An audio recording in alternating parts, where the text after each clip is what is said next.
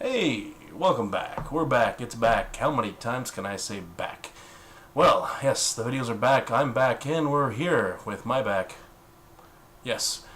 And we have some more videos for you. Got some more good information for you. Still shaking the table a little bit. I'll try to control that. Tonight's video is brought to you by Pulp Fiction. Pulp Fiction because if you haven't seen it yet, well, I got nothing else to say. I'm sorry. Let's just say the people in Santa Cruz are laughing at you.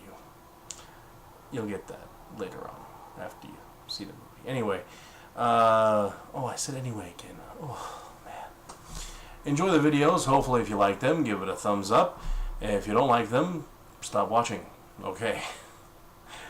Thanks a lot. I'll see you guys later. What was I going to say?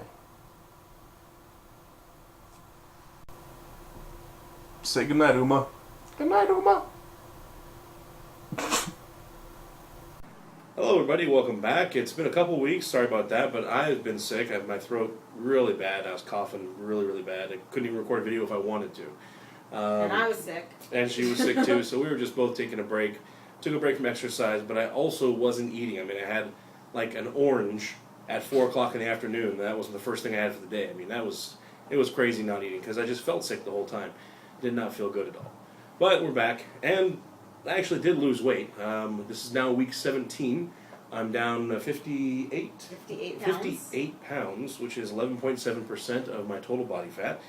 Yep. So it's good news, but I'm still a little reserved about it because I know I didn't lose the weight exercising. I lost it because I didn't eat any food. So I'm just trying to come back, and when I'm now recovering and I'm getting better, you could probably still hear a little hoarse in my throat.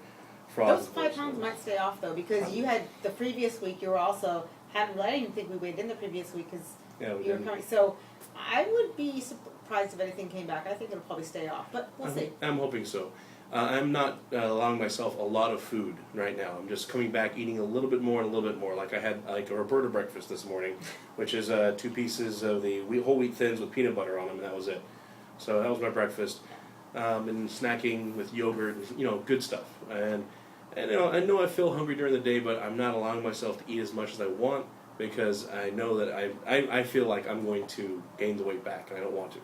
So don't cut calories back too much. Right. I mean, but actually though, this would be probably a good place if you can, since you haven't been eating. If you're going to work back up, try to keep it at 2,500. Yeah, we'll go and see for if it. that works, because since sometimes being sick can actually help you start something new.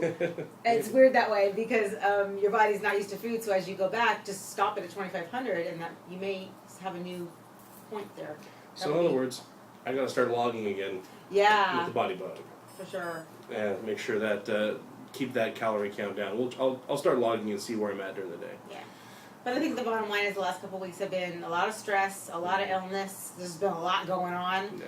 And he came out the other end fine. Yeah. When all is said and done. And even if he hadn't lost any weight, the bottom line is he made it through. And he's still on track. Mm-hmm. And even though he hasn't lost, a lot of weight over the last month or so, he's kept himself on track. Yeah. And that says a lot because stress can really do you in. Being sick can really do you in. There's lots of different things. I had my bad weekends. I mean, I had some bad times. I had Easter weekend with the family. I had, I had ham and mashed potatoes and gravy. One weekend I was just feeling really bad. I was really depressed. And I went back to my old habits. I went to Wendy's and I had a Baconator. You didn't really go back to your old habits. Well, that's true. And I didn't go all the way back. I went back to what I used to. Tell me about the fries, though. Oh, yeah, okay. Well, first off, what I used to do when I felt sad or angry or mad, I'd go get fast food, something to make me happy really quickly, and it would really make me happy. It would. And that was the danger of the food, really. So I did it. I went to Wendy's. I got the Baconator, this huge bacon and meat sandwich. And I got fries and a cherry Coke. I drank about half the cherry Coke. I ate the Baconator. I felt sick. And I started eating the fries. I took a clump of fries and I ate them. And while I'm chewing on these fries, there's so much salt on these things. I spit them out in the car while I'm driving. The people outside must have been thinking I'm crazy or something. But I just spit a bunch of fries out, and I said, well, I guess I can't really eat those. They're just way too salty. You can't even brush the salt off them. It was just too much. So. And the Baconator made you feel bad. And the Baconator upset my stomach, of course. Obviously after not eating fast food for so long, you're going to eat this bacon and meat and cheese thing. It's gonna sit in there and hurt, and just like it was bad. I did want to throw up, but I didn't. So, I kept it. Yeah, but the bottom line is you could have done a hell of a lot worse. Yeah, probably. I mean, all things considered. Believe me, I'm not giving you permission to have a Baconator, Right, but right. it is what it is, and you're gonna, everyone who diets has stress in their life. Everyone who diets has problems and sicknesses and everything else, and you just got to get through them. So, the more you get through them rather unscathed, the better, because that means you've made a permanent change, right? Yeah. So, slip or not, you slipped, but you slipped that one day, and then the next day, Yeah, I was you were exercising. back on track. I was still sick, and I was still trying to walk outside with a jacket on and a hoodie, and it wasn't bad. I just did little walks. I didn't do big exercise. 1 mile walk. I walked down to the store and back. When you were sick? Nothing big. Well, I needed to get something from the store, Okay. and it seems ridiculous driving to the store now. It's so seriously close. a 4-minute walk to the store. I mean.